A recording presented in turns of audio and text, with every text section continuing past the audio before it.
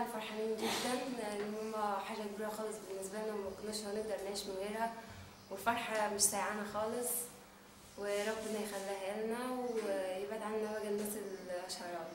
انت اسمك ايه؟ انا مريم. يعني انت قابلتيها وخدتها بالحضن، كان احساسك ايه بقى اللحظه دي بقى؟ كان احساس حلو جدا، وانا كنت وحشانه خالص، وما كنتش يعني بصراحه ما شفتش يوم حلو من بعد ما هي اتخطفت، كانت حياتنا عذاب.